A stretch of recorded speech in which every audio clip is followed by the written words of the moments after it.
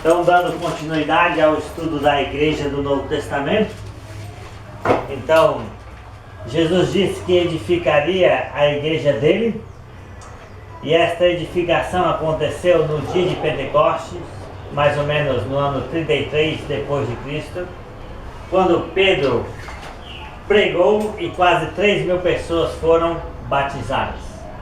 A igreja de Cristo ainda existe hoje, e é de suma importância para o cristão porque somente nela há salvação. O que significa a palavra igreja?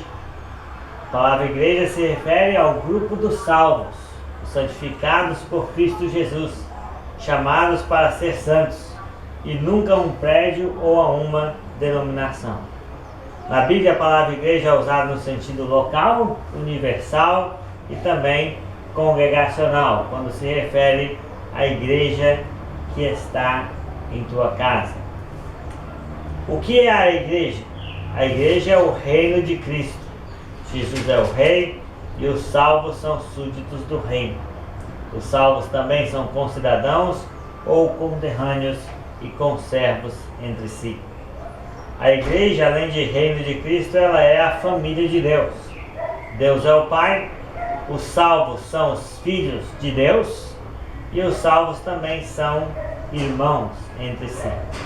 A igreja, além de reino de Cristo, família de Deus, também foi designada como o corpo de Cristo. Então Cristo é a cabeça e os salvos são o corpo, formam o corpo de Cristo. E individualmente, cada cristão, cada pessoa salva é um membro deste corpo. Então não é possível ter Cristo sem a igreja e nem é possível ter a igreja sem estar em Cristo. Amém? Amém. O relacionamento entre Cristo e a igreja, como nós dissemos, é um relacionamento íntimo. Jesus é como marido para a igreja, ele amou a igreja e se entregou por ela, e pelo seu sacrifício ele santificou a igreja e a purificou para ser gloriosa e sem defeito. E Cristo continua a alimentar e a cuidar do seu corpo, da igreja, como um homem cuida do seu próprio corpo, ou seja, através da sua palavra e através do Espírito Santo. E nós terminamos a aula passada falando sobre como deve ser o relacionamento entre os irmãos na igreja. Lemos 1 João 3, 11 a 18, que disse que nós não devemos amar de palavra nem de língua, mas de fato e de verdade. Que não devemos amar como Caim, que era do maligno e assassinou a seu irmão, e o assassinou porque as obras de seu irmão eram justas e as dele eram más. E se nós virmos um irmão carecido de roupa ou de alimento cotidiano e nós fecharmos os nossos corações, como pode permanecer em nós o amor de Deus? Então não amemos de palavra nem de língua, mas de fato e de verdade, porque se Cristo deu a sua vida por nós, nós também devemos dar a nossa vida pelos irmãos. Amém? Então devemos amar uns aos outros, ajudar uns aos outros em tudo que for possível e necessário, e devemos até estar prontos para morrer pelos irmãos se for necessário. Mas dar a vida significa principalmente darmos a vida em serviço aos irmãos sacrificialmente. Amém? É inadmissível que um irmão tenha inveja de outro irmão em Cristo. É inadmissível que um irmão queira competir com outro irmão em Cristo. Nós devemos imitar o exemplo de Jesus e não de Caim. Caim matou seu irmão. Jesus morreu pelos seus irmãos, que somos nós. Então devemos nós também morrermos pelos outros, dar a nossa vida em serviço humilde e sacrificial uns pelos outros. Amém? Então na igreja o mandamento de amar uns aos outros, né, é um mandamento ideal. Jesus disse: novo mandamento vos dou, em João 13, 34 e 35. Novo mandamento vos dou, que vos ameis uns aos outros, como eu vos amei, assim também ameis vós uns aos outros. e todos saberão que vocês são meus discípulos. Então a marca do discípulo, né, não é pular, gritar, babar, rodopiar pelo chão, latir como um cachorro. Não, a marca do discípulo é o amor, né? A marca do discípulo não é uma experiência mística, não é uma revelação que a pessoa recebe, mas a marca do discípulo é o amor. Se nós amarmos uns aos outros, as pessoas de fora vão saber que nós estamos seguindo Jesus e vão querer participar da igreja de Jesus. Amém? Então o mandamento de amar uns aos outros é um mandamento exclusivo da igreja, só pode ser compartilhado e vivido entre os santos, entre os que possuem o amor agape derramado nos seus corações pelo Espírito Santo que nos foi otorgado. Amém? Então vamos amar uns aos outros, mesmo que amemos imperfeitamente, vamos falhar e às vezes magoar uns aos outros, mas a intenção é amar. Amar é o alvo que nós devemos ter uns com os outros. Amém? Vamos ler 1 Coríntios 12, versículo 13. 1 Coríntios 12, versículo 13. Vamos responder como uma pessoa entra na igreja de Cristo, na igreja de Deus. 1 Coríntios 12, versículo 13.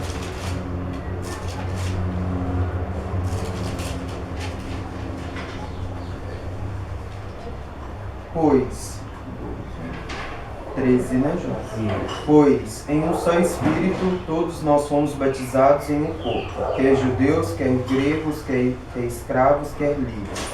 E a todos nós foi dados beber de um só Espírito. Muito bem. Então, diz, pois em um só Espírito, todos nós fomos batizados em um só corpo. Está vendo? Então, como uma pessoa entra na igreja de Cristo? Através do batismo, né? Através do batismo. Então, note bem que o plano da salvação tem que ser obedecido completamente em todos os seus passos. A pessoa deve crer em Jesus como Senhor, Salvador, Deus, Juiz. A pessoa deve arrepender de todos os seus pecados do passado, parando de praticá-los. A pessoa deve confessar Jesus como Senhor diante dos homens.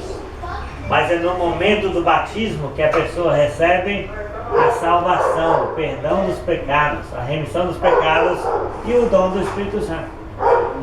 Então, note bem que ele diz, porque todos nós fomos batizados em um só Espírito.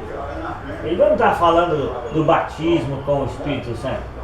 Ele está falando da ação do Espírito que passa a agir dentro de nós através do batismo na água, que nos faz participar do corpo de Cristo aqui na terra. Então, o plano da salvação tem que ser obedecido completamente em todos os seus passos, mas é no ato do batismo que a pessoa recebe a salvação e o Senhor a acrescenta à igreja dele. Em Atos 2,38, Pedro disse para judeus, mais de 3.000 judeus: arrependei-vos e cada um de vós seja batizado em nome de Jesus Cristo para a remissão dos pecados e recebereis o dom do Espírito Santo.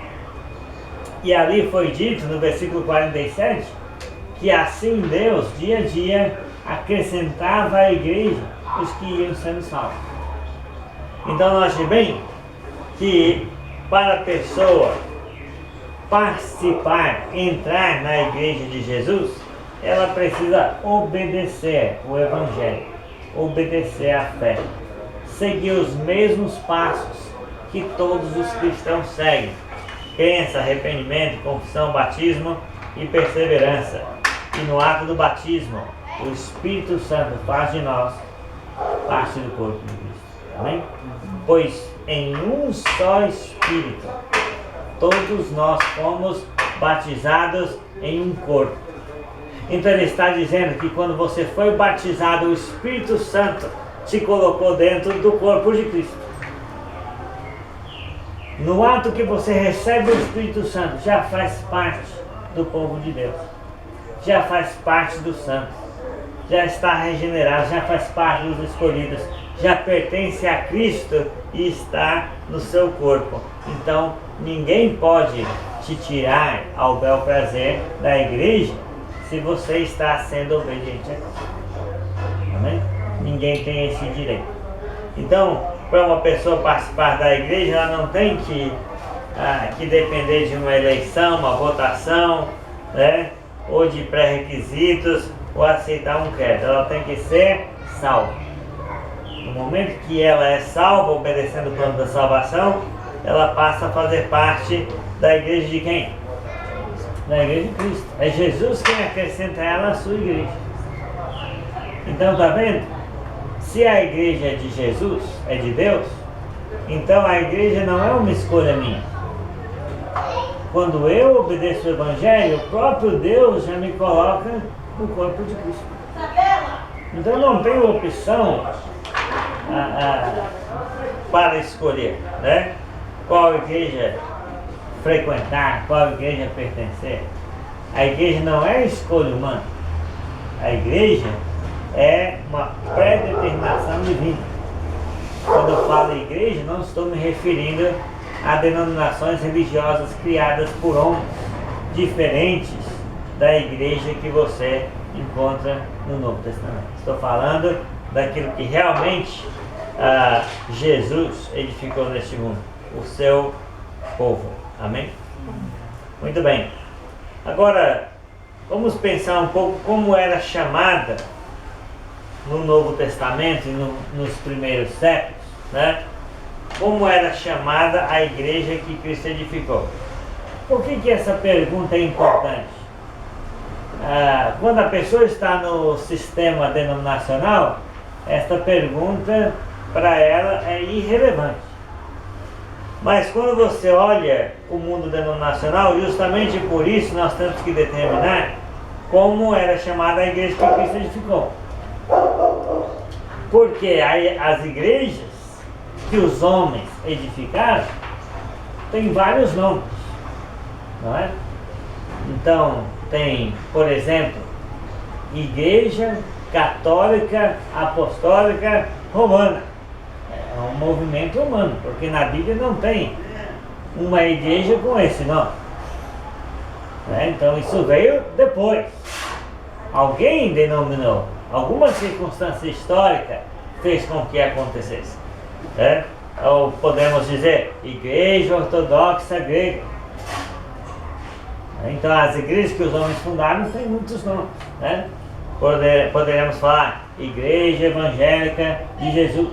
Pô, mas Jesus não tem nenhuma igreja evangélica, como é que eles criaram, né? Ou a pessoa pode dizer Igreja Pentecostal Mover do Espírito, né? Maranata, Cristã do Brasil, Igreja do Nazareno, Igreja Batista, Metodista, Presbiteriano, Quadrangular, Triangular, Redondular, Retangular, né? Então, como você pode notar, as igrejas que os homens vão criando ao seu bel prazer, cada um vai colocando nela o nome que acha melhor, o mais bonito, ou que identifica eles com alguma doutrina, alguma fase histórica da sua fundação, ou até mesmo com um dos seus fundadores, tipo Igreja Luterana, né? Igreja Wesleyana, né? Dando honra a homens, às vezes a rituais, às vezes a um aspecto da escritura, né? Isolado, enfim, né? Então, são essas as igrejas dos homens. Aí são várias, né? Igreja Adventista não é uma só também, são várias. Tem a do sétimo dia, tem a da promessa. Então, dentro da divisão, vai sempre acontecendo subdivisões. Então, em vez de acontecer mais e mais divisões doutrinárias, religiosas, através de igrejas humanas, o que teria que acontecer? Uma união, na verdade. Uma união das pessoas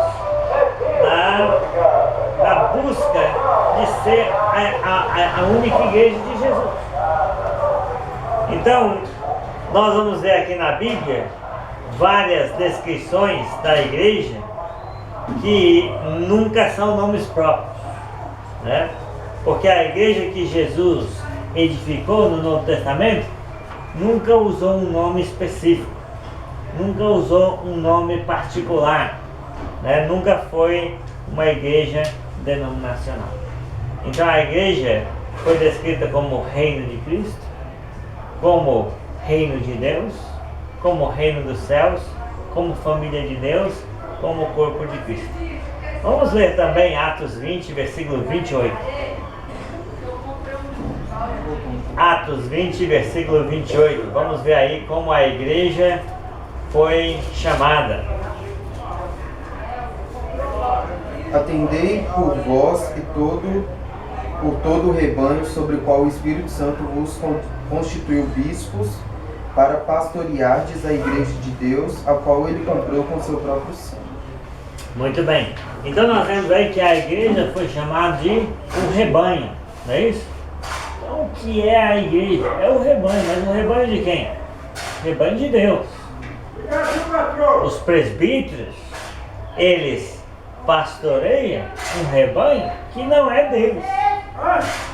Que eles não são o pastor principal, né? Que eles fazem parte, inclusive, do próprio rebanho que pastoreia, porque o rebanho é de Deus, né? Então a igreja foi chamada de rebanho, o rebanho de Deus. Tá vendo? Não é o nome da igreja que ela é como Deus